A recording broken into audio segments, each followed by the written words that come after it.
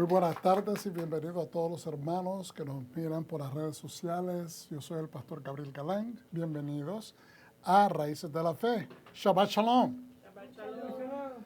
Que estén bien todos ustedes. Es nuestra oración que el Eterno los tenga colmados de muchas bendiciones, de Shalom especialmente en este día. Bueno, pues vamos hacia adelante y hoy nos toca, hermanos y hermanas, pueblo del Eterno, estudiar Noah. Diga conmigo, Noah. ¿Y qué significa Noah? Significa descanso. Significa literalmente, una de las mejores traducciones es descanso. Y podríamos también decir hasta cierto punto paz, porque el descanso es paz, es tranquilidad. Pero la mejor manera de traducirlo literalmente sería descanso. Bienvenidos a Raíces de la Fe. Somos una congregación mesiánica. Nos gozamos en alabar a nuestro Padre Celestial. Creemos en Yeshua HaMashiach, que es nuestro Señor y Salvador, enviado por su Padre para redimir a este mundo. Y nos gozamos en la Torah, en la observación de los santos mandamientos que el Eterno ha prescrito en toda su escritura santa. Así que vamos hacia adelante y hoy estaremos estudiando, como ya lo hemos mencionado, Noah de la Torah. En el libro de Génesis leemos del 6:9 al 11:32. También en los profetas abordamos a Isaías capítulo 66 del 1 al 24. Y en el Pacto Renovado o Nuevo Testamento, Marcos 9:40 al 50. También veremos algunas otras escrituras, Mateo 24, 36, 46, Primera de Pedro 3, 18, 22, Hebreos 11, 7 y algunas otras escrituras que incluimos, ¿verdad?, como parte de estos comentarios. Bienvenidos nuevamente y hoy pues nos hemos utilizado algunos de estos recursos para traer esta enseñanza. Hemos extraído algunos de los puntos que se discuten tanto en el conversación y pacto, o mejor dicho, pacto y conversación del rabino Jonathan Sacks, también del Humash de Art Scroll. Humash significa comentario. Es un compendio de todo lo que los sabios judíos han dicho a través de las edades o a través de los siglos. Y también perlas de sabiduría del rabino Jonathan Eybeschutz. Creo que se pronuncia Eybeschutz. Espero no estarlo pronunciando mal. Y obviamente también hemos extraído algunas cositas de Torah.org y de el Teriat Mitzvot, que son el estudio de los 613 mandamientos. El Sefer, o libro de Bereshit, todo ese libro tiene simplemente 3 mandamientos. En todo el libro hay nada más 3 mandamientos. Y esta Noah, o Noé, es la segunda porción del libro de Deuteronomio. En el ciclo anual de estudio de la Torah es la porción número 2. En Parashat Bereshit, ahí debió haber dicho en Parashat Noah, dispensen ahí el error, porque es lo que estamos estudiando. No, hay 0 mandamientos. Es decir, ya dijimos que hay 3 mandamientos en total en todo el libro de Génesis, y en esta porción de Noé simplemente no hay mandamientos. Y ahí ustedes tienen el resumen de todos los mandamientos por libro y que llega a su totalización de 613 mandamientos. Vamos a hacer la oración. Yo les pido me disculpen, no me paro para hacer la oración porque quiero asegurarme que los que están en mi presencia puedan ver la oración en la pantalla. Y decimos, Berehu et Adonai Habebogá, Baruch atah Adonai Eloheinu melech haolam asher b'harbanu mikol ha'amim ve'natan lanu et torato. Amén. Bendigamos a Adonai, bendito es Él. Bendito eres Adonai, nuestro Elohim, Rey del universo, quien nos escogió entre las naciones y nos instruyó con su Torah. Amén. Bueno, pues sin más preámbulo, vamos hacia adelante. Bienvenidos, espero que se gocen con este estudio. El Eterno siempre tiene algo hermoso y preparado en cada Shabbat para nosotros. Esto es para Noah o Noé, 6:9 al 11:32. Y obviamente, como siempre les recuerdo, no vemos todos los capítulos, eso se lee individualmente. Y luego simplemente nos concentramos o hacemos énfasis en ciertas partes de la escritura para traer la enseñanza o el tópico de la enseñanza. Aquí está la historia de Noé. En su generación, Noé era un hombre justo y de corazón íntegro. Noé caminó con Dios. Fíjense bien la selección de palabras que utiliza la Torá para decirnos que Noah era justo. Inmediatamente extiende los calificativos y dice de corazón íntegro. Era un hombre con justicia. Esto es bien interesante porque en los días de Noah la justicia era lo que menos existía en la generación, digamos la generación del diluvio. No existía. Y después la Torá nos dice que tenía un corazón íntegro. Entonces, ¿en qué relación nosotros o en qué comparación o con qué se está tratando de hacer un contraste cuando la Torá nos dice y de corazón íntegro? Obviamente lo está haciendo en referencia a los corazones que no estaban en integridad, es decir, a los corazones de esa generación que no caminaban de acuerdo a la voluntad de Dios. Entonces, dice inmediatamente, Noé caminó con Dios. Caminar con Dios es caminar al lado del Eterno. Ya hemos abordado ese tema en otras porciones en años previos, pero es importante siempre recordar que caminar con Dios es caminar al lado. Caminar al lado o seguir la dirección que Dios sigue.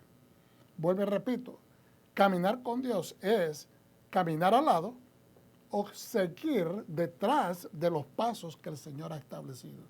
Noé engendró 3 hijos, Shem, Cam y Jafet. Algunas veces usted va a ver como aquí está escrito Sem, en otras versiones dice Ham y en otras, ¿verdad? Jepet, pero en este caso es Jafet. La tierra estaba corrompida ante Dios, la tierra estaba llena de violencia, estaba llena de Hamás.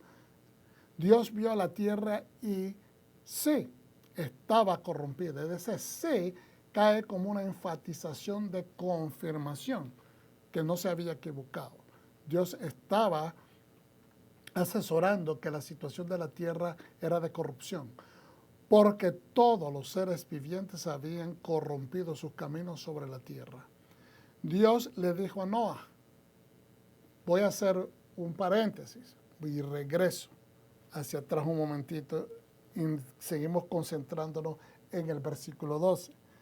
Cuando dice, verdad, de que Dios había confirmado que la tierra estaba en corrupción porque todos los seres vivientes habían corrompido sus caminos sobre la tierra. Tenemos que tomar esto no literalmente como se dice, no porque la Biblia esté diciendo algo incorrecto que no es literal, sino que tenemos que excluir, en paréntesis, a la persona con la que empieza esta escritura que acabamos de empezar a leer.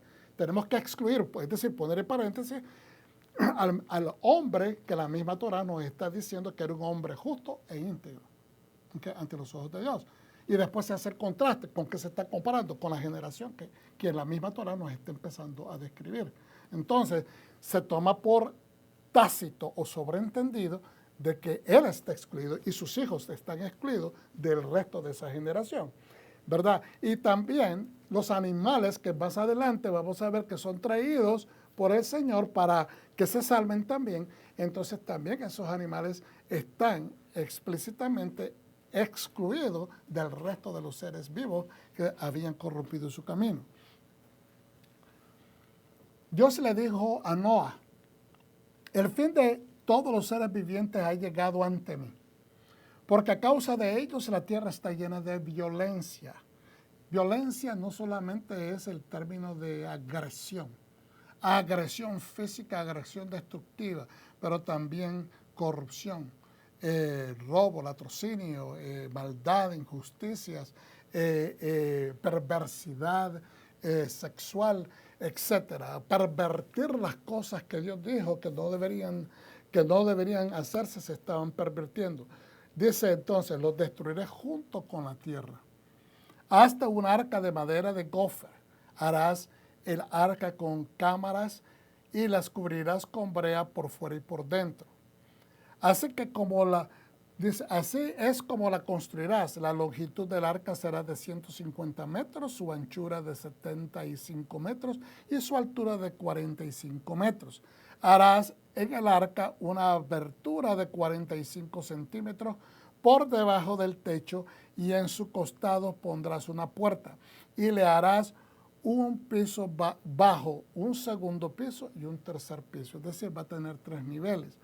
Lo interesante que podemos también extraer de lo que dicen los comentaristas es que la teiva, el arca, la teiva o teivá, tenía exactamente las proporciones que nos describe la Biblia. Esto es literalmente.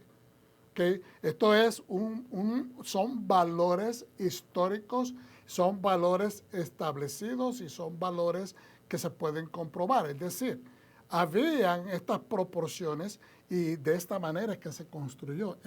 Noah siguiendo específicamente lo que Dios había dicho, que cómo él la tenía que construir. Pero uno de los comentarios dice de que tenía en su punto superior una curvatura, es decir, era una especie de, la forma era de una manera ovalada, de burbuja, si lo podemos utilizar.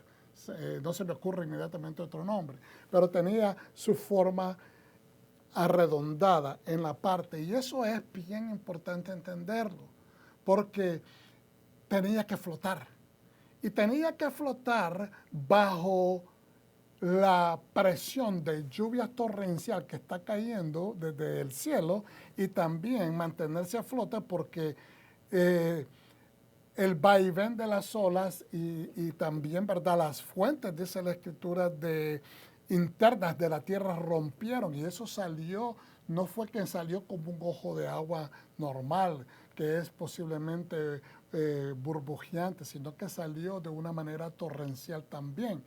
De donde los sabios comentan de que el agua que salió desde las profundidades, ¿okay?, de la tierra era caliente, excesivamente caliente, y que eso también tomó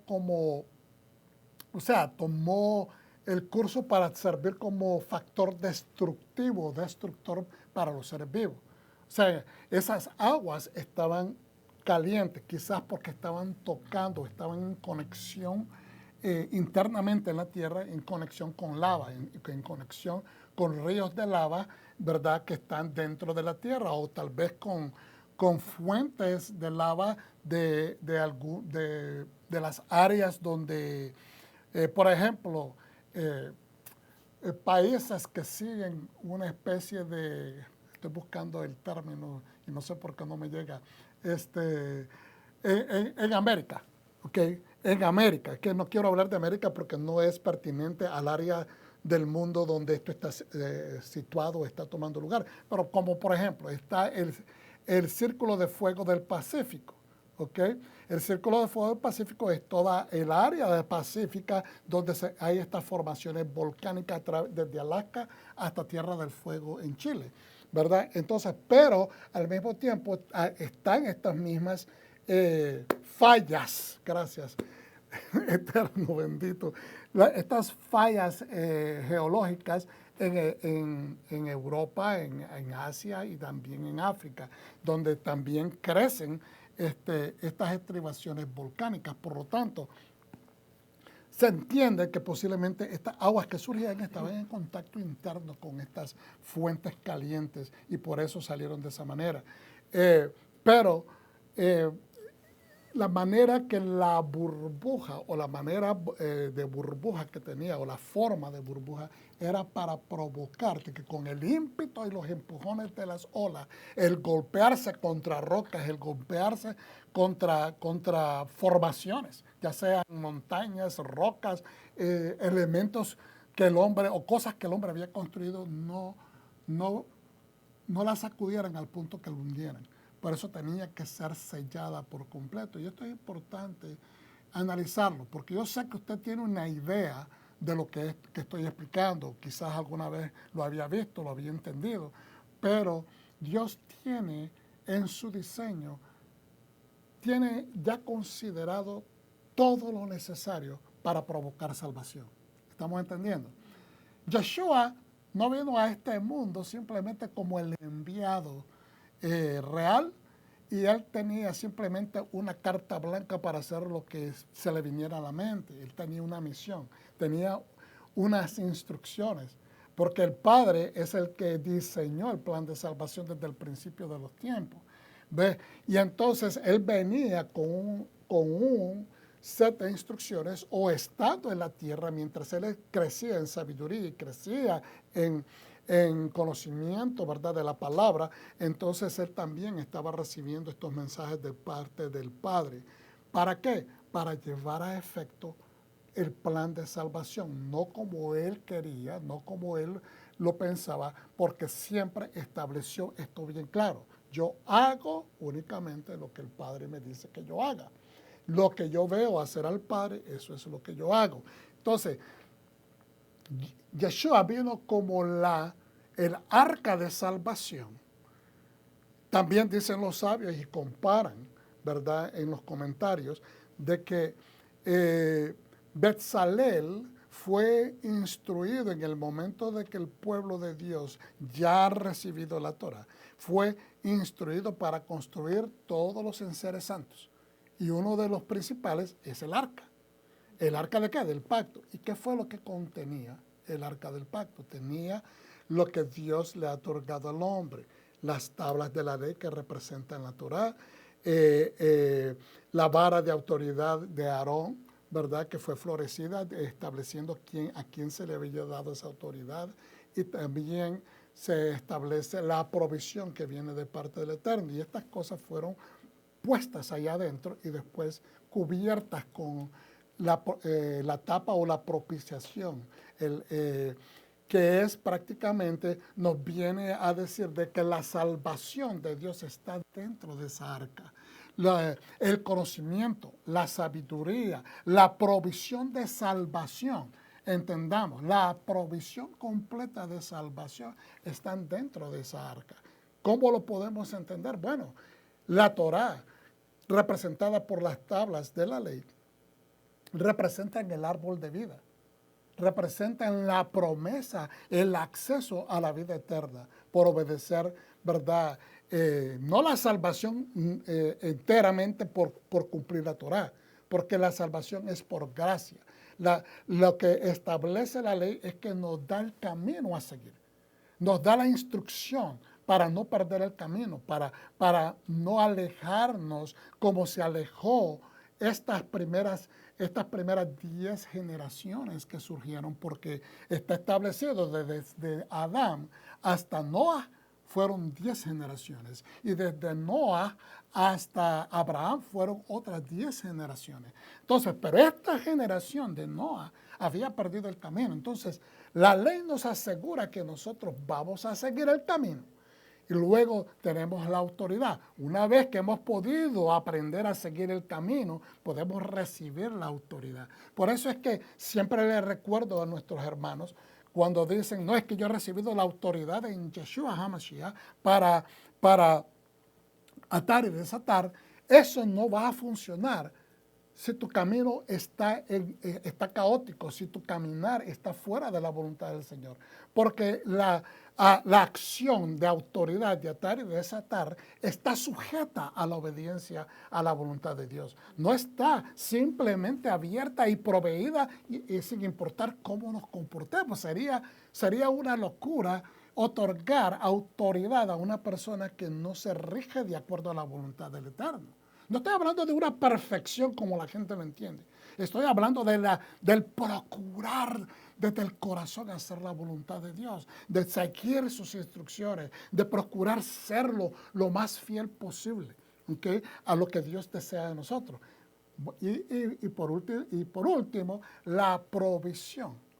Todo esto son la provisión, es decir, la sobrevivencia, la subsistencia, tiene que ser parte de nuestra vida acá físicamente hablando. Entonces, si miramos ahora de atrás, o de lo que acabo de decir, hacia atrás, entonces la provisión física del alimento representado por el maná, por el man, como se dice en hebreo. Entonces, ese maná, ¿okay?, representa nuestra provisión física. Para poder sobrevivir como seres humanos sobre esta tierra, necesitamos tener la provisión física. Luego llegamos a la autoridad, porque eso es lo que busca el hombre, tener autoridad, poder. Y no estoy hablando desde el punto de vista negativo de las cosas, estoy hablando de que Dios nos ha dado esa autoridad. Dice que nos dio la autoridad de poder ser rectores de los diferentes reinos, el reino animal, y en esos reinos animales, lo que está en las aguas, lo que está en la tierra y los que vuelan por los aires. Entonces, esa autoridad tiene que regirse de una manera balanceada en justicia, verdad y también en un control.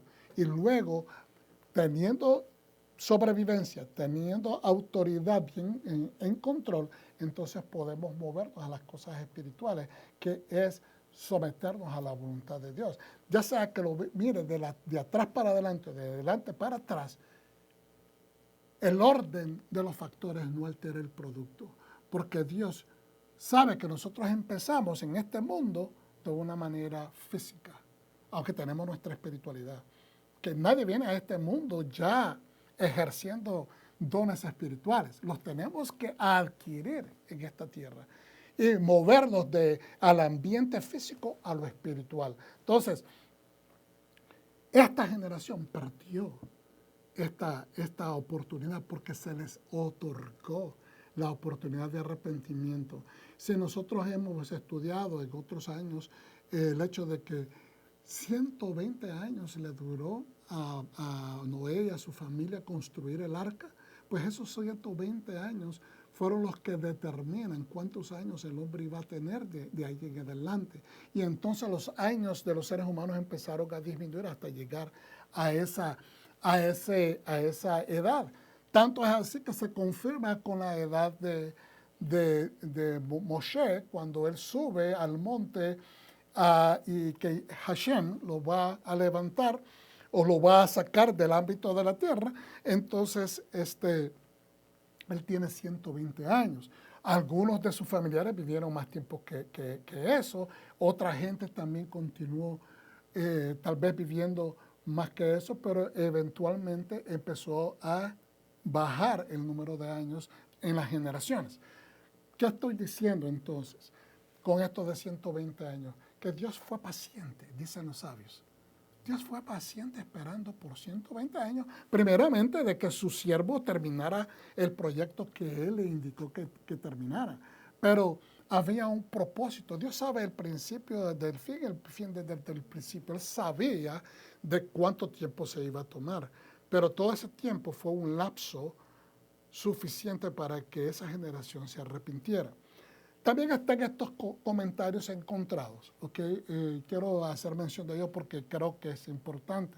Yo siempre he dicho que cuando encontramos opiniones de los sabios que aparentemente son encontrados, no es que se están encontrando o que no se están poniendo de acuerdo, es que están investigando las opciones de sabiduría para que nosotros, los lectores, optemos por tomar estos pensamientos que han sido filtrados por años de estudio y años de sabiduría, años de entendimiento, de conversaciones con otros sabios, a través de los siglos, tal vez sabios contemporáneos con ellos, o tal vez estudiando los sabios de siglos anteriores, y han puesto todos estos conceptos en una forma madura, llegando a la conclusión que estos son los pensamientos más refinados. Entonces, cuando nos dan dos opciones o tres opciones, no es que no se están poniendo de acuerdo, sino que a veces hay cosas que a mí me hacen sentido y a mi espíritu me van a agilizar, van a darme en inglés dicen quickening, me van a dar ese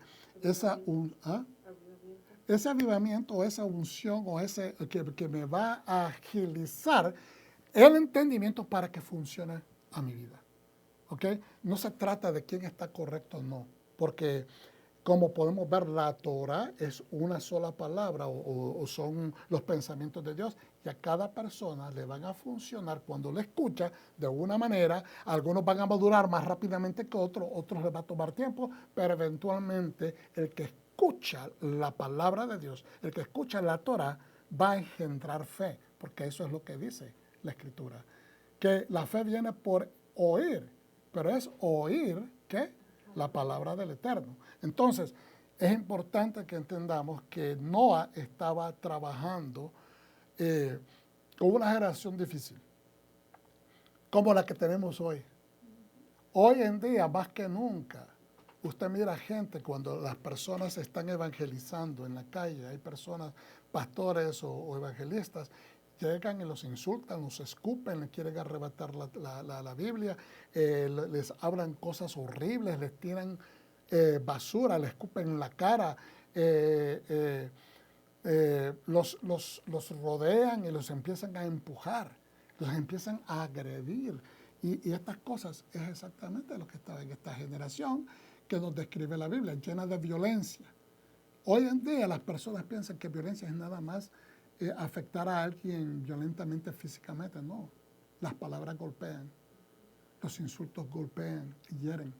Pero obviamente los que han conocido del Eterno saben que hay una convicción espiritual que va mucho más allá de los sentimientos o de las capas, la primera capa, la dermis o la epidermis. Tenemos que engendrar una tercera capa espiritual, una piel de santos, una piel de santidad. Y esa piel de santidad es la que puede resistir los ataques del maligno.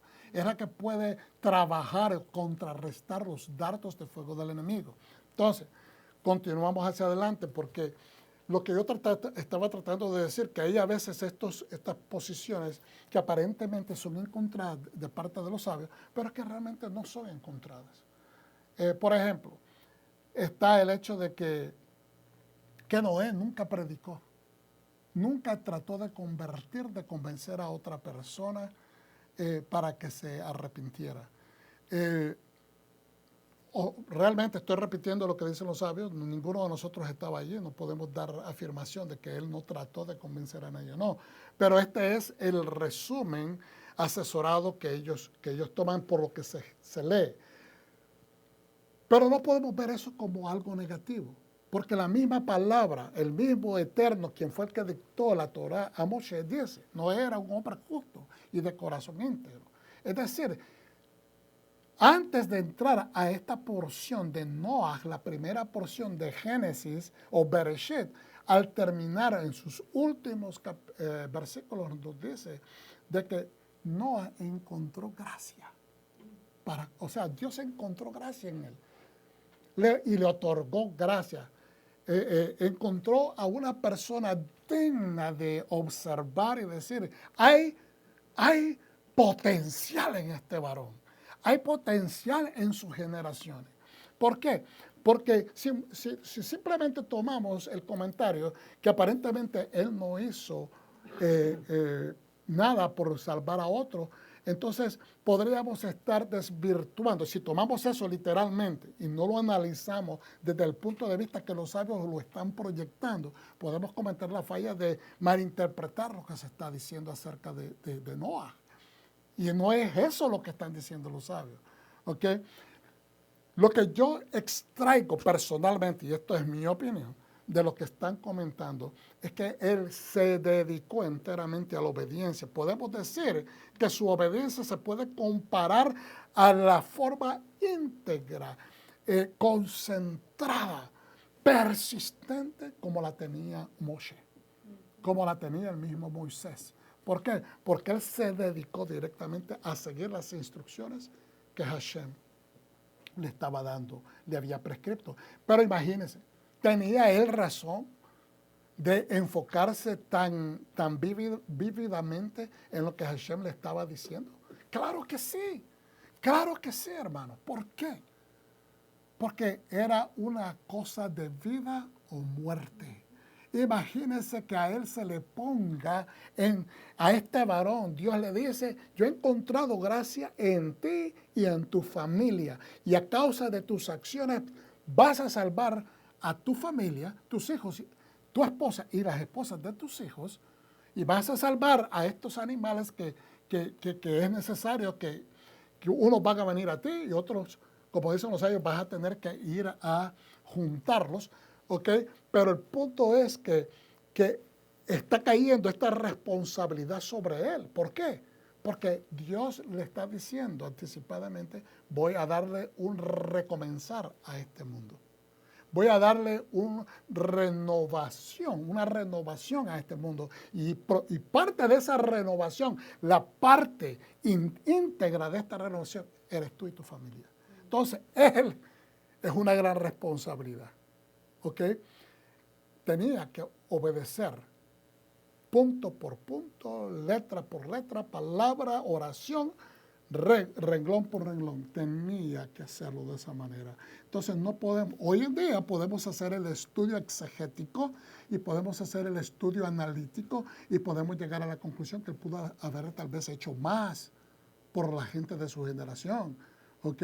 Salir por ahí mientras tomaba un break y llegaban los curiosos a burlarse de él porque pensaban que estaba loco y él pudo haber tomado el tiempo, ¿verdad?, para darles un sermón. Podemos pensar de esa manera, pero realmente, hermanos, no. O sea, es fácil para nosotros en el siglo XXI, 4,000 años después o 4,000 y tantos años después, ponernos a tomar una posición de juicio, pero no es eso lo que los sabios están diciendo. Nos están invitando a que analicemos nuestras acciones. Hoy en día nosotros podemos, como dicen, hoy en día task, ¿verdad? Podemos hacer multilabores, tenemos un desarrollo de cosas, una manera de pensar culturalmente hablando, y podemos a veces hacer una o dos cosas, los varones 3 y quizás no mucho, pero las mujeres pueden hacer muchas, tienen una capacidad de organización increíble, ¿verdad? Pero es importante no pensar que él no hizo, no, él hizo la función para la cual él fue levantado en el momento que fue levantado.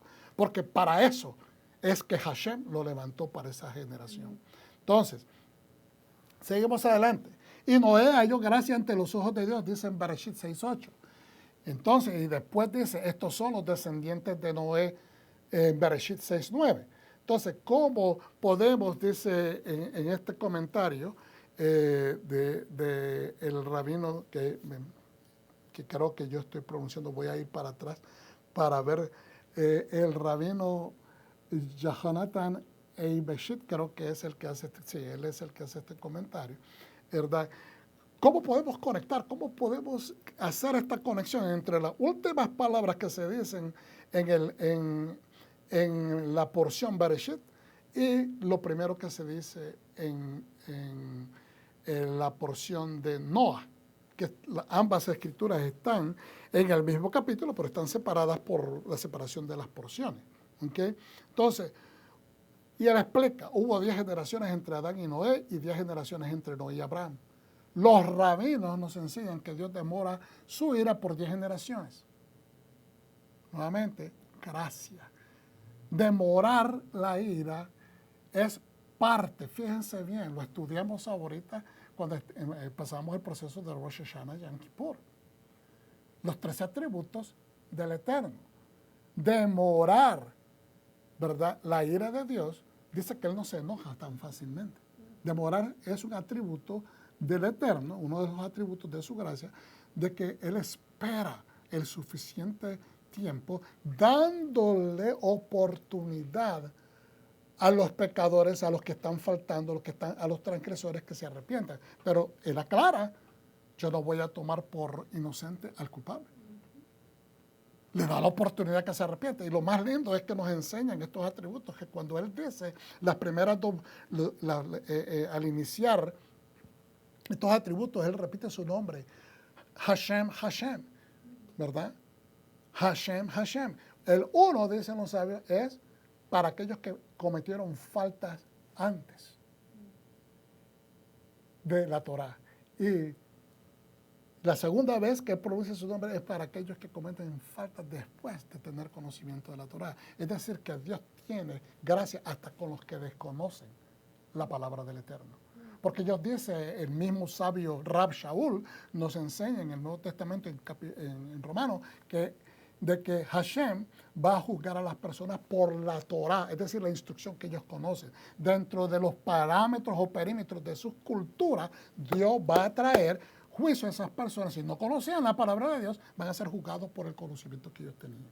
Y eso es importante entender, que Dios es un Dios de justicia, es un Dios de verdadero amor, es un Dios de es verdaderamente un Dios de justicia. Es lo mejor que describe su carácter.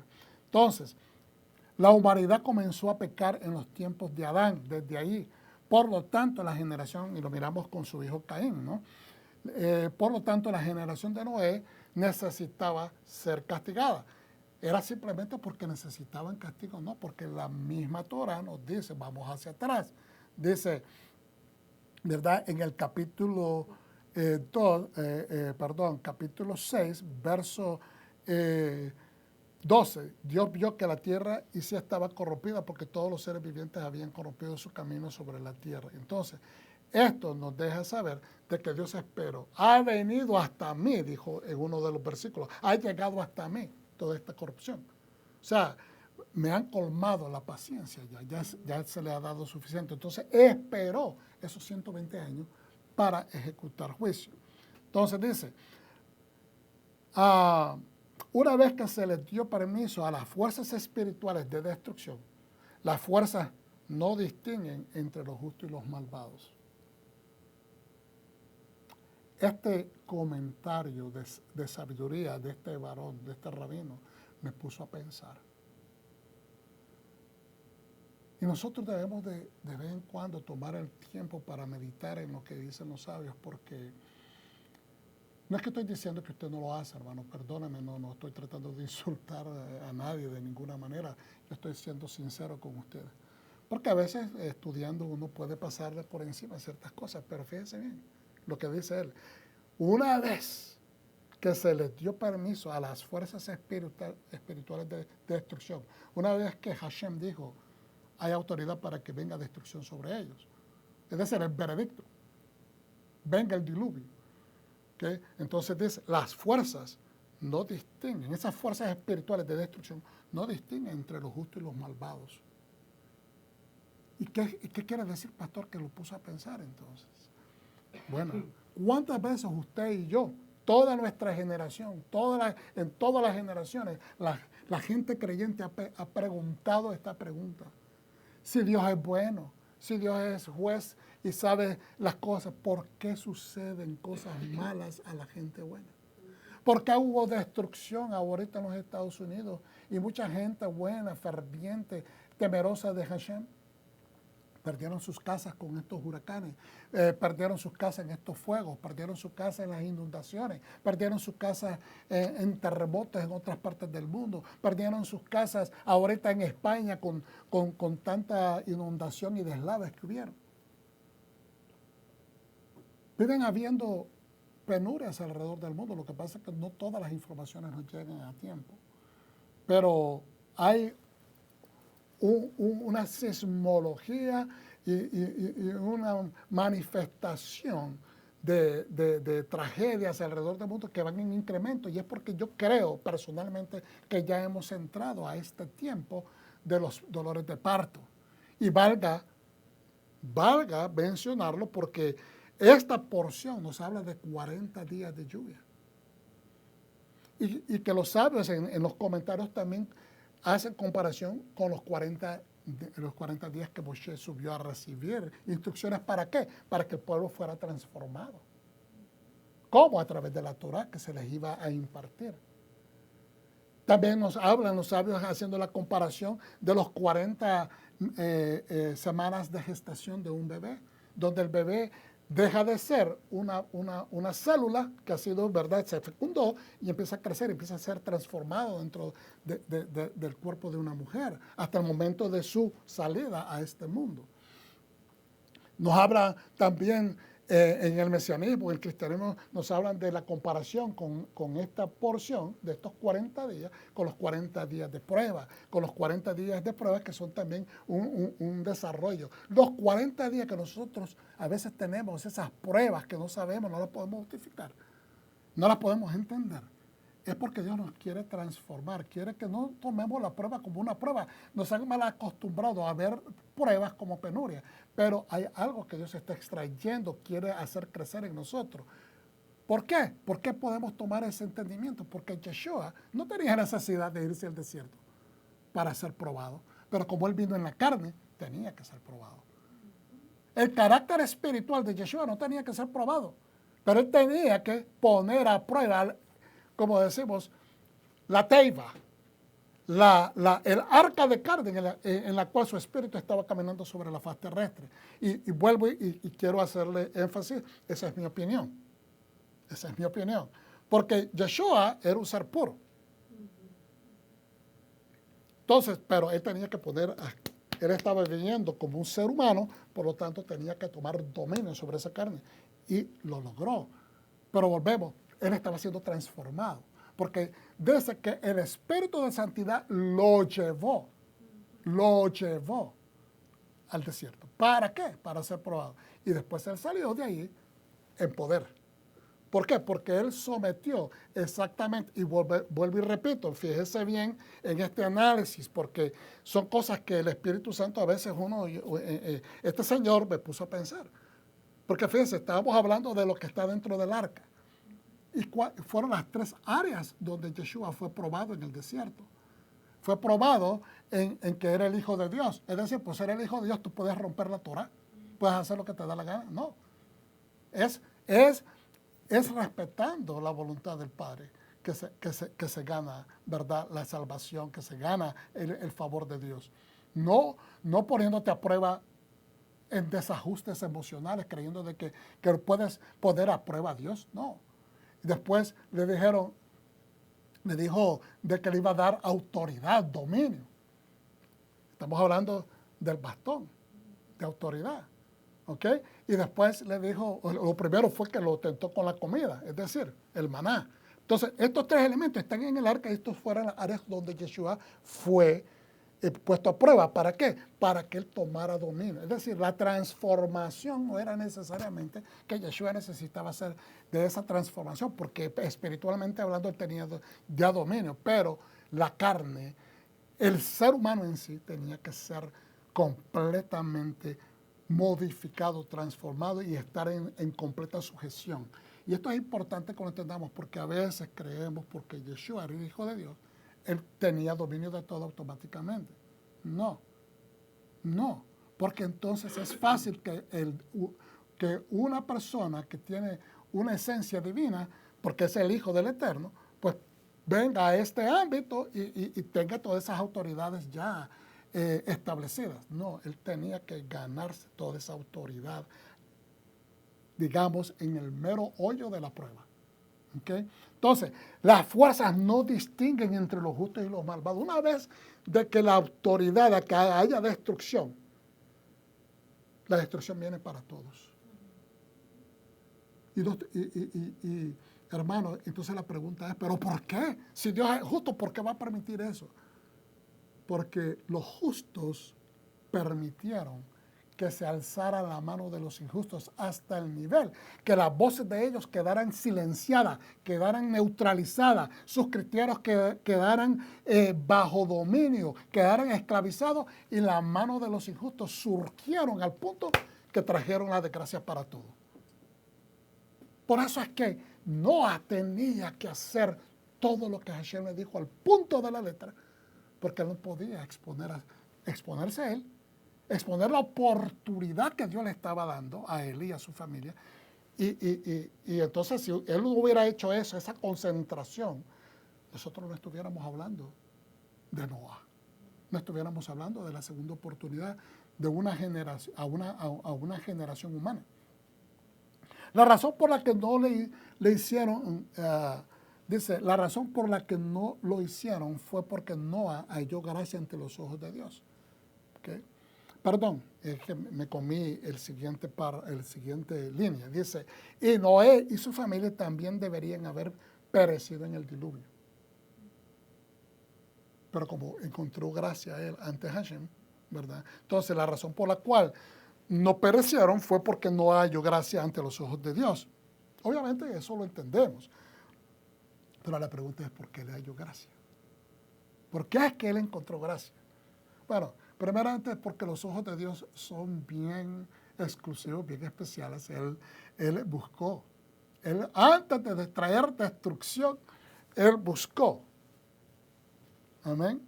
Él buscó a alguien. Nuevamente, el atributo de gracia, de misericordia del Eterno. Él puede decir, lo voy a destruir. Pero antes de eso, buscó a alguien cuya justicia fuera la causa quizás del perdón del resto de la humanidad. Por lo que halló gracia, dice. ¿Por qué halló gracia?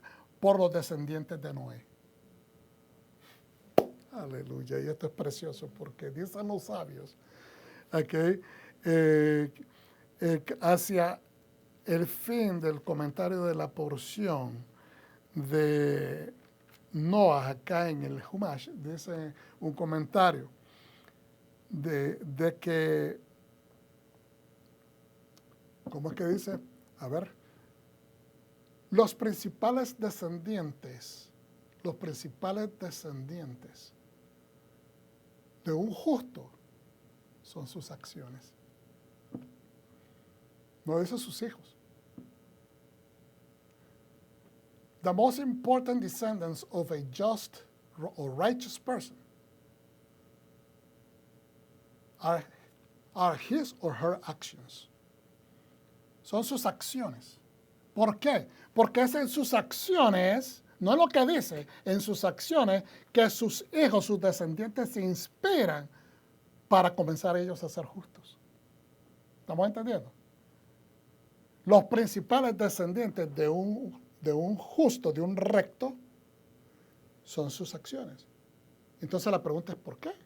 ¿Por qué no sus hijos? Porque cuando sus hijos miran lo que ese padre, esa madre hacen en justicia, ellos se inspiran para comenzar a hacer, imitar lo que sus padres están haciendo. Porque hay muchos padres que le dicen a sus hijos, haz tal cosa, pero ellos no lo hacen. Mira, no fumes, pero tienen el cigarro en la boca. ¿Verdad? No hagas estas cosas y ellos lo están haciendo. Entonces, tenemos que enseñar, por ejemplo, no por palabras. La razón por la que no lo hicieron, la razón por la que los hijos de Noé hicieron las cosas correctas porque miraron a Noé obedecer a Hashem. Entonces, ¿quién era? Nosotros sabemos quiénes eran los hijos de él. Todos ellos se salvaron, pero hubo después una falla más adelante, ¿verdad? De parte de Ham. ¿Ok? Pero, ¿quién era o quién iba a ser uno de los descendientes de Noé? Abraham. Entonces, fíjense bien, lo que la Torah nos está diciendo y el comentario de los sabios, lo que nos están enseñando es lo siguiente. Tus actos de justicia hoy van a tener un impacto trascendente a tus generaciones, que más adelante Dios va a levantar a alguien que quizás sea el salvador en una situación. Amén. Entonces nosotros no podemos decir, toda la gente de esta ciudad son unos corruptos, ¿para qué me voy a portar bien? ¿Para qué voy a hacer las cosas correctas? ¿Para qué voy a buscar justicia si todo el mundo hace lo que les da la gana? No, hermanos, no podemos pensar de esa manera, porque tus hijos están dependiendo de tus acciones. Y los hijos de tus hijos, de tus hijos, los hijos de sus hijos, alguien va a surgir. Imagínense de que Noah vino después de 10 generaciones. Abraham vino después de 10 generaciones, después de Noah. Y dicen también los sabios, los comentarios, los cálculos y todo que los sabios hacen. Dicen de que Noah realmente llegó a conocer a Abraham. Toda esta gente se conocía. Noah conoció a Abraham y realmente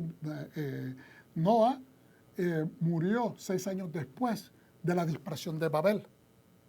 Noah murió 6 años después de la dispersión con la situación de la Torre de Babel, ¿okay? Cuando Abraham tenía alrededor de 48 años. ¿Okay? Entonces, es bien interesante, porque Noé es el último de aquella generación prediluviana. Y ahora tenemos a Abraham, que es el último de estas 10 generaciones y donde Dios empieza a tener un renovamiento, un nuevo comienzo. Porque los sabios nos han enseñado, ¿verdad?, de que los primeros 2000 años fueron de pruebas. Pero después con Abraham empieza a caminar la Torá. Empieza Dios a dar los primeros, empieza a llover Torá. Y empieza a caminar un hombre con un concepto de dirección, donde Dios se lo empieza, lo saca como una semilla única y lo separa y después empieza poco a poco a formarlo. ¿Estamos entendiendo? Empieza a darle directrices, empieza a darle, ¿para qué? Para que a través de él, su descendencia sean instruidos de los caminos de Hashem, él mismo da testimonio de eso, y eventualmente surja de él una nación que sirva a Dios. Es maravilloso. ¿Okay? Este entendimiento explica las conexiones entre estos dos versículos que iniciamos explicando al principio. Y Noé halló gracia ante los ojos de Dios en Génesis 6:8 y después con el comienzo de esta porción, estos son los descendientes de Noé, 6:9. Entonces, la gracia de Dios se manifiesta a través de las acciones de justicia de los justos. Lo podemos resumir de esa manera. La gracia de Dios se va a manifestar en los momentos más caóticos cuando las acciones de los justos han dado esos frutos, se han manifestado. Es importante. Entonces dice, basándonos en este entendimiento podemos ofrecer una interpretación única de un versículo que está en Mishlei o Proverbios 12:7, lo cual dice, los malvados serán derribados. Fíjense bien el análisis interesantísimo que hace este rabbi, que dice Proverbios 12:7, dice lo siguiente, la palabra hebrea para malvado se escribe, si alguien puede buscar el Proverbio 12:7, por favor, se lo agradezco. La palabra hebrea para malvado se escribe con las siguientes letras, o sea que el original hebreo, Resh, Shin, Ayin, Yud, Mem, lo cual se pronuncia Reshaim, malvados, en plural, Reshaim. Dice, ahora, observando, ¿verdad?, las primeras 3 letras nada más, Resh, Shin, Ayin, pueden reordenarse para leer Ayin, Shin, Resh, que deletrean la palabra Eser, que significa 10. ¿Ok? 10. Las últimas 2 letras de esta palabra, Reshaim, son Yud y Mem, que deletrean la palabra Yam, que significa mar. ¿Estamos entendiendo? Entonces, ¿qué es lo que dice? Si lo puede leer en voz alta, hermana, por favor. Proverbios 12:7 nada más. Dice, derrota a los malvados. Derrota a los malvados. Y desaparece. Y desaparecen. Pero la casa de los justos perdura. Pero la casa de los justos perdurará. Entonces, fíjense bien lo que en la conclusión, después de hacer este análisis, de estudiar estas palabras y reordenarlas, porque verdad, eso es lo que pasa con el idioma hebreo, que tiene una función muy especial y exclusiva. ¿Okay? Al reordenar las letras de la palabra malvado, lo que acabamos de hacer, el versículo lee, los malvados serán derribados. Puede entenderse como que después de 10 generaciones, desde Adán hasta los tiempos de Noé, los malvados serán arrojados al mar, en el diluvio.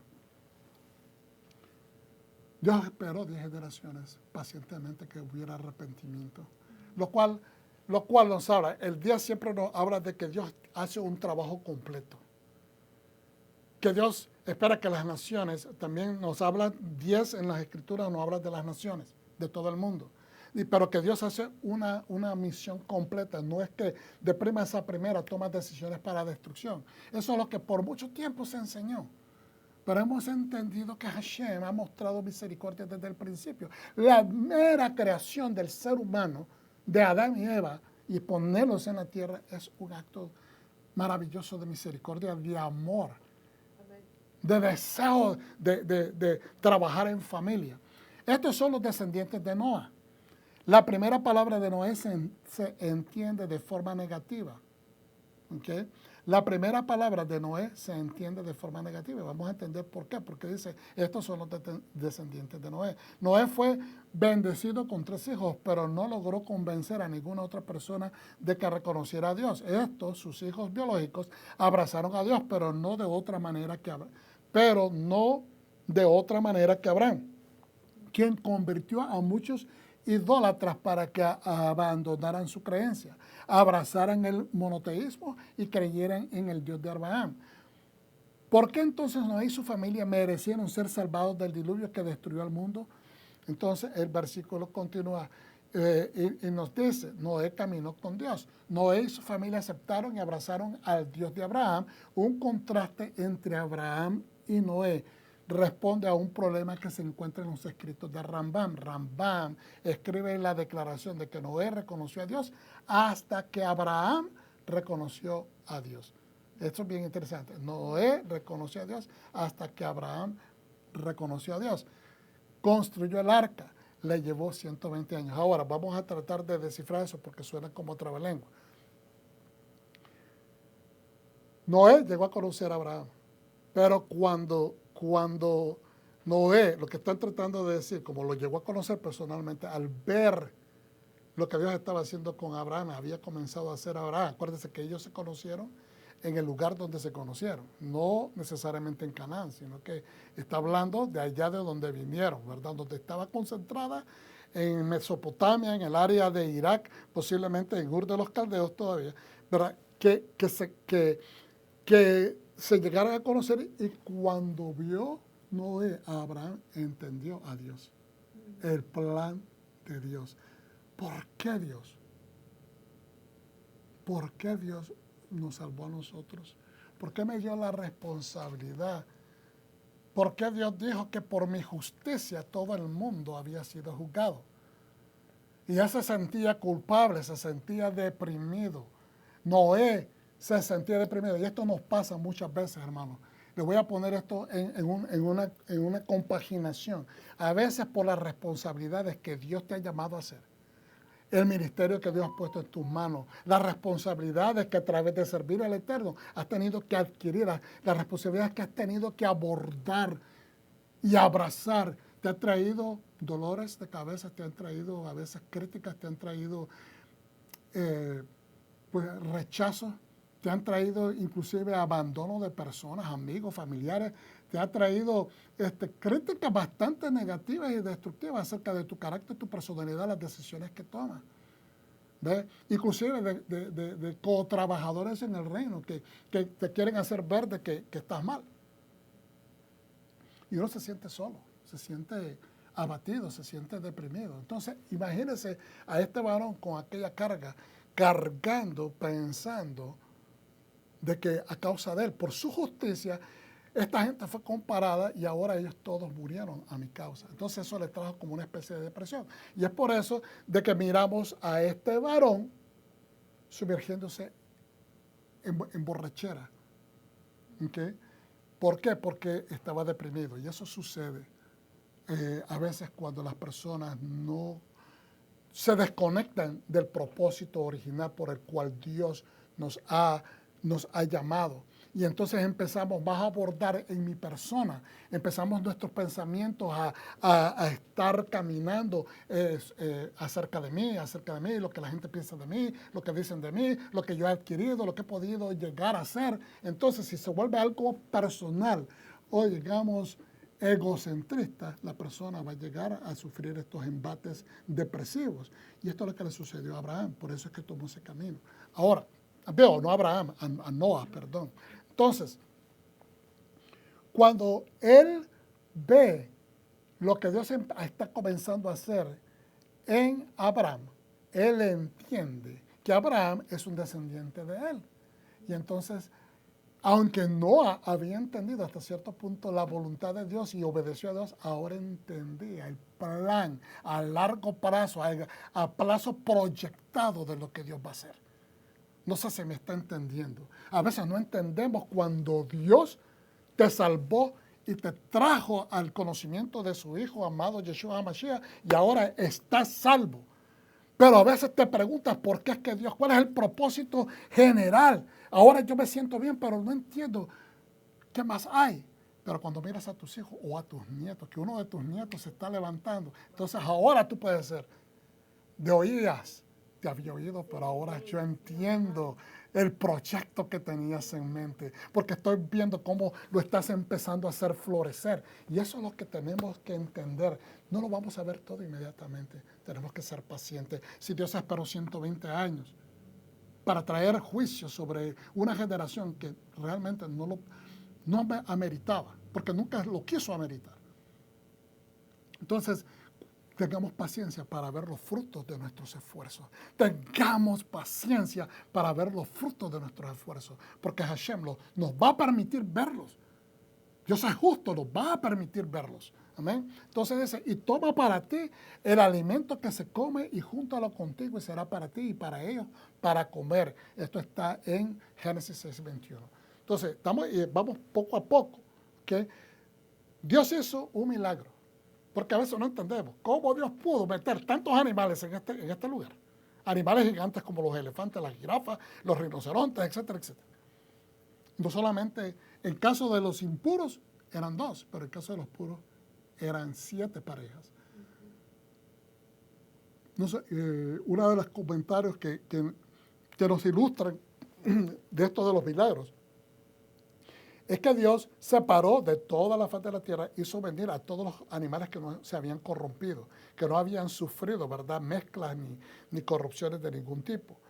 Y ellos vinieron por su voluntad, pero y también dicen algunos la opinión de algunos de los sabios, dicen que los 2 primeros kosher, la pareja, una pareja por cada especie de los animales kosher, llegaron por sí solos. Pero las otras 6 parejas dice que Noah tuvo que ir a traerlos. ¿Por qué? Porque como iban a ser eventualmente utilizados para ofrendas, no podían ser ofrendas que no le costaran nada.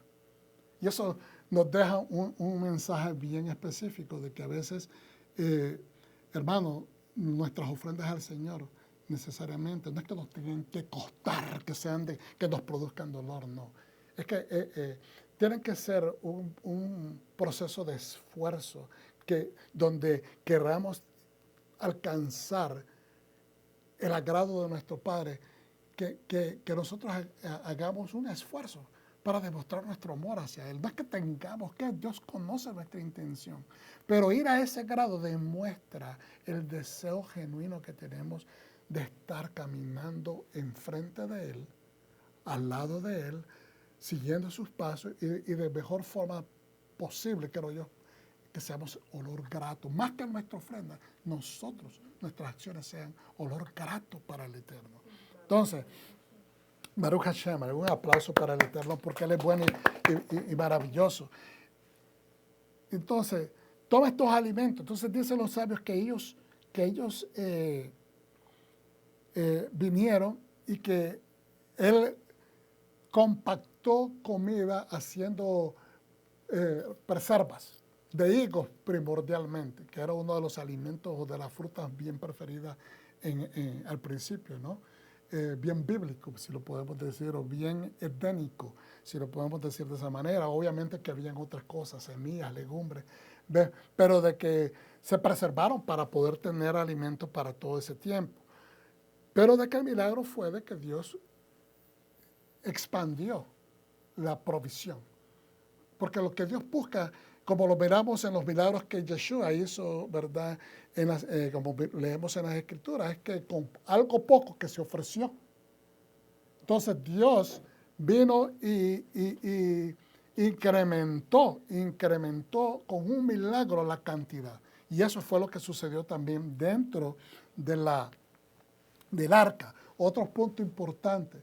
Se nos enseña también de que no hubo durante ese tiempo de un año que estuvieron, un año exacto, estuvieron dentro del arca, no hubo procreación, es decir, los animales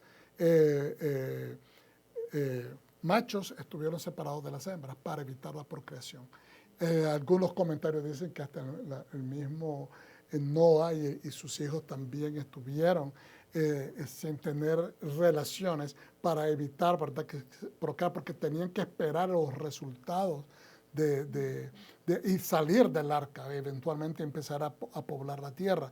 Pero obviamente que el embarazo pues traía, un embarazo ya sea de animales o de seres humanos, traía otro nivel de estrés, si lo podemos decir, o de responsabilidad que no se necesitaba en ese mismo momento. El diluvio ocurrió en el año, como una nota extra, en el año 2105 antes de nuestra era común, y que viene siendo el año 1765, dice, perdón, voy a leer esto de nuevo. El diluvio ocurrió en el año 2105 antes de nuestra era. Ahora, en el año 1765 antes de nuestra era, la humanidad construyó la Torre de Babel. La humanidad fue castigada por construir la Torre de Babel. Aquí venimos a otra generación, 10 generaciones más adelante, que se rebelaron contra Dios. ¿Okay? Se rebelaron contra el primer mandamiento. No quisieron expandirse por toda la tierra, regarse por toda la tierra, sino quedarse en ciudades y empezaron a construir torres. No es que sea pecado construir edificios, es la razón por la cual quisieron construir los edificios. El Señor se dijo a sí mismo, ¿verdad? Porque Dios solo se dijo a sí mismo que no volvería a traer otro diluvio para destruir al mundo. Dios le prometió a Noah que no iba a volver a destruir el mundo, pero esta gente siguió pensando que Dios no estaba siendo sincero. Por lo tanto, creyó de que debería de construir una torre, rebelarse contra Dios y construir una torre, porque de esa manera, si subían las aguas, no los iba a alcanzar las aguas. ¿Okay? De que esa torre los iba a mantener muy arriba del alcance de las aguas. Entonces, porque la generación de la Torre de Babel intentó rebelarse contra Dios. ¿Por qué ellos trataron de rebelarse contra el Señor? Ellos sabían que Dios había traído un diluvio ya anteriormente y había acabado con toda la humanidad. ¿Qué estaba tratando de lograr ellos al construir esta torre? ¿Realmente creían que podían construir una torre que pudiera alcanzar a Dios? Ellos creyeron eso también. Por eso es rebelarse contra Dios, querer alcanzarlo dentro de tus capacidades humanas limitadas, en tus acciones pecaminosas, en las acciones de las generaciones pecaminosas que querían alcanzar a Dios. Dios no quería informar a la humanidad que nunca traería otro diluvio para que la humanidad tuviera miedo y como resultado no pecara, pero eventualmente cuando miró de que Noé estaba haciendo las cosas bien, ¿verdad? Le dijo, va a ser mi pacto, yo nunca voy a destruir la tierra, y con el arco iris va a ser el emblema que te va a recordar y me va a recordar a mí de que yo tengo un pacto de nunca traer otra destrucción como esta. Entonces, es bien interesante de que este grupo de personas, ¿verdad? Que nosotros sabemos que caminan muy en contra de lo que Dios, el diseño que Dios estableció, han utilizado este mismo emblema. Es un arco iris de 6 colores, no de 7, pero han querido utilizar este emblema como un emblema de que está prácticamente en rebeldía hacia el Señor, pero lo utiliza como que decir que también hay perdón para ellos. Y no se trata de que si hay perdón para el que se arrepiente. Para todo el mundo, para todo pecador, hay arrepentimiento y hay aceptación. Pero lo que Dios no perdona es a una persona que no se arrepiente. Y tenemos que tener bien claro. El arco iris no es garantía de que no va a haber juicio. Es garantía que Dios no va a volver a traer una destrucción de inundar toda la tierra. Lo cual me trae a este comentario que es importante entenderlo. Cuando estudiamos la semana pasada, y ya vamos empezando a terminar, La semana pasada estudiamos en la porción Bereshit, que es Génesis. Estudiamos de que Dios creó los cielos y la tierra. Ese pensamiento en una oración completa se dice que Dios creó los cielos y la tierra, significa que creó el universo, con todo lo que hay en el universo. ¿Okay? Quizás las generaciones no estaban desarrolladas, quizás habían en esos momentos que Dios crea, su creación estaban en puntos primitivos, etcétera. No sabemos cómo se rigen otros planetas, otros sistemas solares. No tenemos ese conocimiento. Así es que, como yo dije la semana pasada, ¿de qué vale que estemos tratando de ahondar en este tipo de conocimiento cuando no es relevante para nuestra existencia acá? Entonces, ¿por qué es que ellos quieren rebelarse? Entonces, me trae este pensamiento. ¿Qué es lo que después dice el segundo verso en Génesis capítulo 1? Pero que la tierra estaba desordenada y vacía, estaba en caos y sin propósito. Y que el espíritu de Hashem estaba sobre las aguas. Entonces, ¿qué es lo que nos quiere decir? Que había agua sobre la tierra. ¿Qué es lo que nos quiere decir? Que estaba en desorden. ¿Significará esto? Esto es simplemente un punto de reflexión. No estoy diciendo que esto es una opinión simplemente, que es lo que sucedió antes que estuvieran las aguas del caos sobre la tierra, porque cuando nos está describiendo ese punto, nos está hablando, en el antiguo Medio Oriente se entiende que las aguas del caos son aguas de juicio. Es la manera como se interpretaba el cosmos, el mundo, ¿ok? Y que Dios, el Dios de la creación, estaba allí, reanimando, reanudando, reordenando algo que se había salido de orden. Entonces, ¿qué significa esto entonces? De que habría habido ya anteriormente, en ese punto, otra inundación, que Dios tuvo que traer juicio ya anteriormente porque hubo caos. Y ahora Dios está reordenando. Acuérdense, hermano, la creación ya fue culminada. En el primer versículo nos dice, el mundo, el universo, los cielos y la tierra fueron formados. Y Dios no crea cosas sin forma, cosas imperfectas, cosas en desorden. Pero ahora se encuentra la tierra en esta situación. Entonces, tenemos que hacer estas conexiones. Hubo entonces otra generación que faltó al Señor y ahora miramos de que en el tiempo de Noé, que se le había dado ese nuevo restart, ¿ok? Se le había dado un nuevo resetting, ¿verdad? A este mundo. Nuevamente la generación de humanos cayó en pecado y entonces tuvo que venir otras aguas de destrucción. Pero que realmente son aguas de destrucción, pero son aguas de purificación. Porque la tierra fue rebautizada para darle un nuevo comienzo.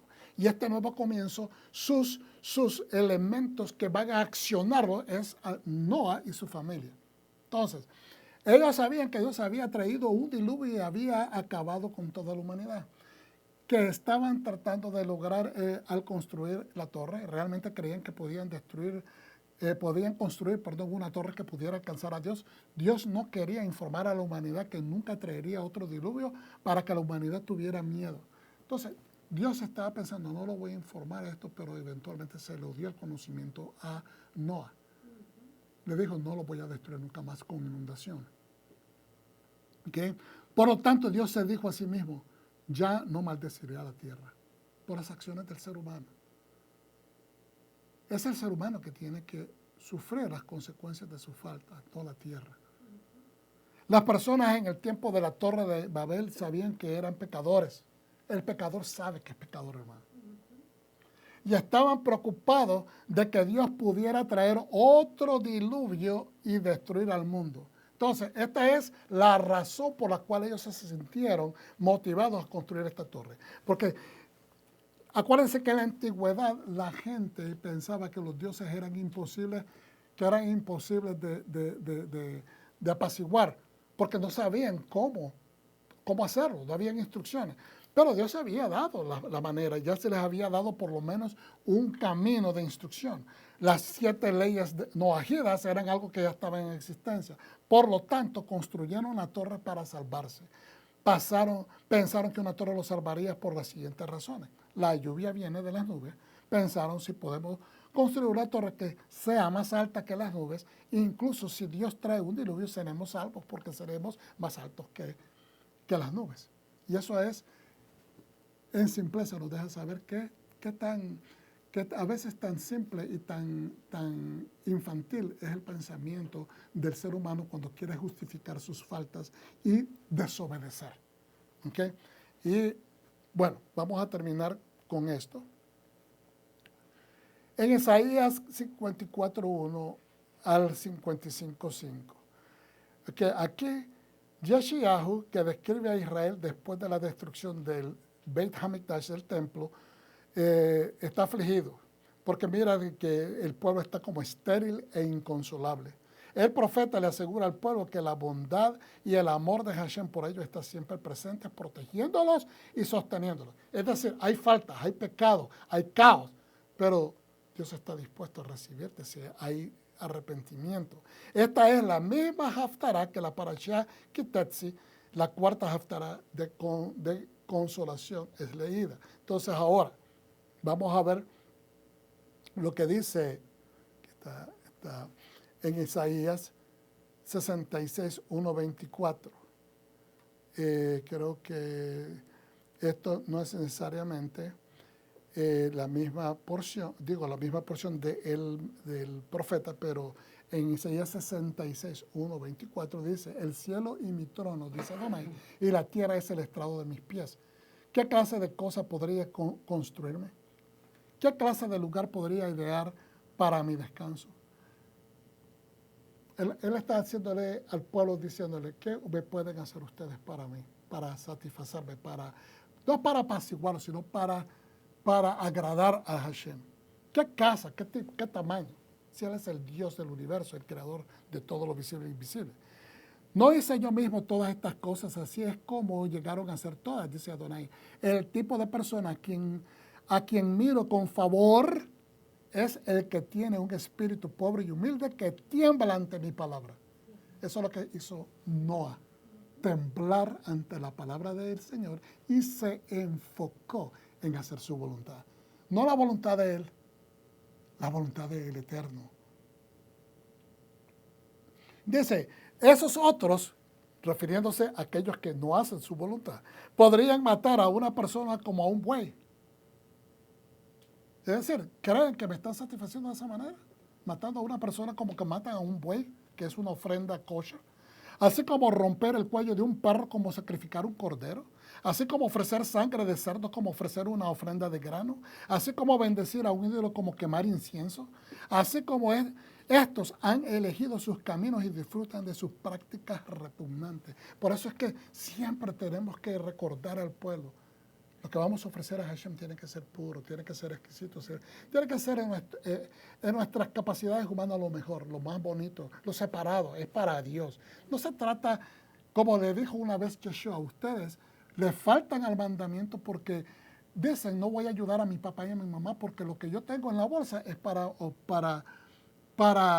honrar a Hashem. Pero es que hay una ley que dice de que si tomas prestado de lo que has separado para Hashem, lo puedes devolver eventualmente, nada más que tienes que dar un extra de un 20%, lo cual viene siendo una quinta parte. Es decir, de 100, si tomaste una parte, entonces lo que tienes que regresar es un 20% de eso. Devuelves lo que tomaste prestado y devuelves extra 20%. Entonces, no es que no... Yeshua lo que le está diciendo, la ley te dice que puedes ayudar a tus padres.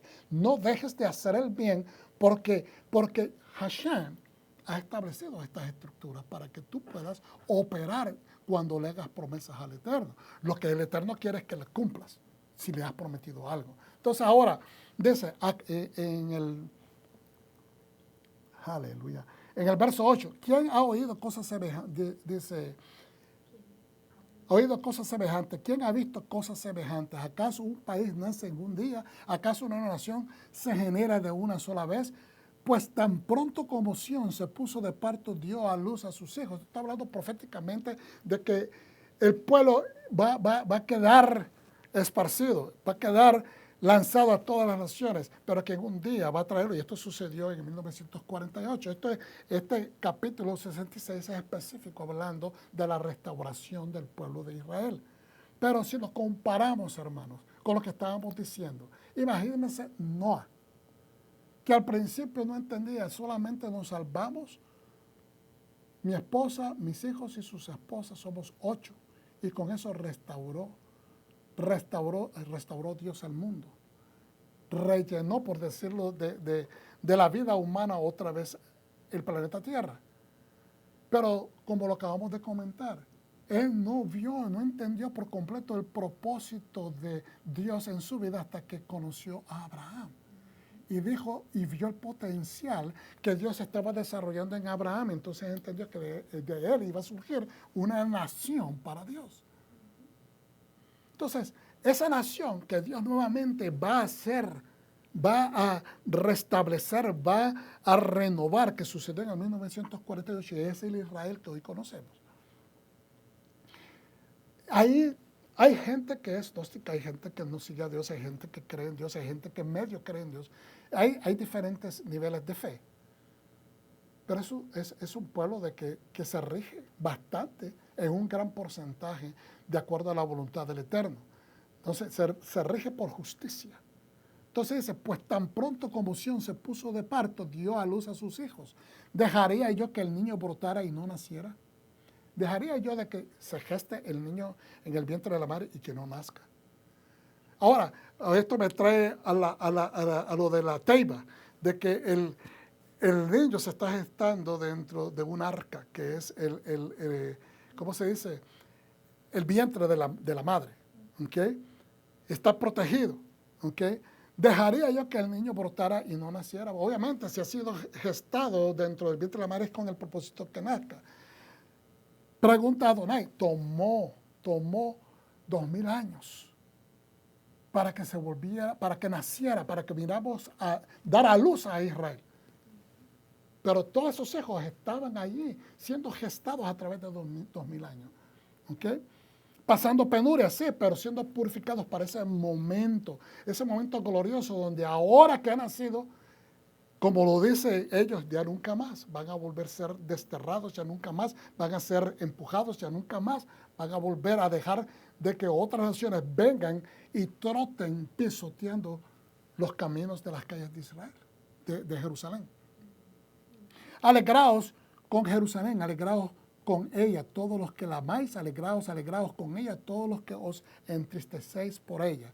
Saltamos al 12, porque así dice Adonai, yo esparciré sobre ella paz como un río y la riqueza de las naciones como un torrente desbordante. Mamaréis y seréis llevados en sus brazos y acurrucados en su regazo. Y mire lo que dice en el 13.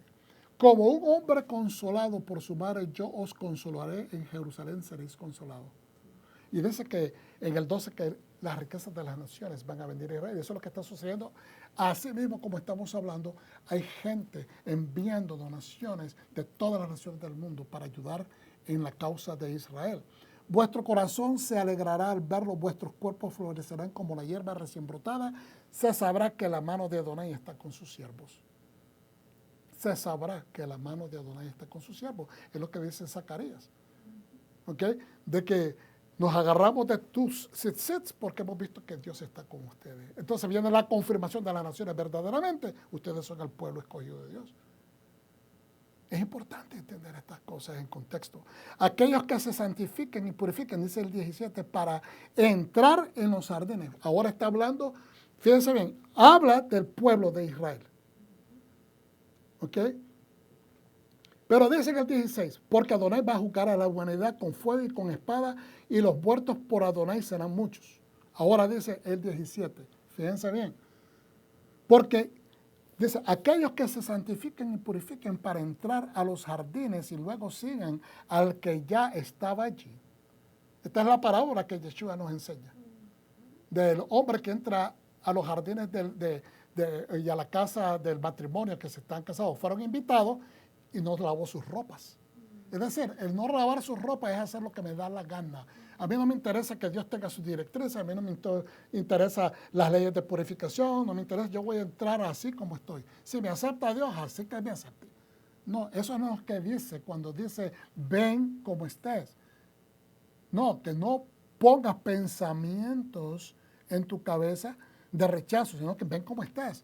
De que hay gente que dice, es que yo no quiero empezar a ir a la iglesia porque es que tengo que arreglar mi vida. No, es que no vas a arreglar tu vida siguiendo el patrón de vida que estás llevando. Tienes que ir al lugar donde se predica la palabra para que escuches la enseñanza y cambie tu alma. Entonces, pero mire aquí, esta es la parábola de una persona que no quiere seguir la directriz del Señor. Aquellos que se santifiquen y purifiquen en su forma de pensar, a su manera, para entrar a los jardines y luego siga al que ya estaba allí. Van a seguir, por aquí van, voy a seguir a los que van, porque estos van a la boda. ¿Okay? Comiendo carne de cerdo, reptiles y ratones, todos serán destruidos a una, dice Adonai. Hay que obedecer al Eterno. A veces tomamos las leyes de la alimentación como que ya, ¿me entiendes? Eso no existe, ya eso caducó. Tenemos que hacer las cosas correctas. Porque yo conozco sus obras y sus pensamientos. El tiempo viene cuando reuniré a todas las naciones y lenguas vendrán y verán mi gloria y les daré su señal. Ok, creo que es suficiente eso. Aquí lo que estamos viendo es el contraste entre el pueblo que obedece a Dios, el pueblo que tiene el favor de Dios y el pueblo que, o la mentalidad que se levanta en rebeldía, que no quiere hacer la voluntad del Eterno. Vamos a ir al Nuevo Testamento y vamos a ver Mateo 24, 36 al 46. Quizás no leamos todos los versículos, pero necesitamos compaginar esto. Pero cuando llegue ese día y la hora, nadie lo sabe, ni los ángeles en el cielo, ni el Hijo, sino solo el Padre. Generación presente. Dice la Escritura de que así como en los días de Noé va a ser los últimos tiempos, donde la gente no va a querer obedecer, va a despreciar todo lo que es digno, todo lo que es recto, todo lo que es buen pensamiento, todo lo que es honesto, van a despreciar todo lo que hemos aprendido que es la verdad, la justicia, lo honorable. Y eso estamos viendo, lo estamos viviendo, no nos están contando cuánto de lo estamos imaginando. Entonces, dice, porque la venida del Hijo del Hombre será como los días de Noé. En aquel entonces, antes del diluvio, la gente que seguía comiendo, bebiendo, tomando esposas y convirtiéndose en esposas hasta el día en que Noé entró en el arca. Y no sabían lo que estaba sucediendo hasta que vino el diluvio y los arrasó a todos. Así será cuando venga el Hijo del Hombre.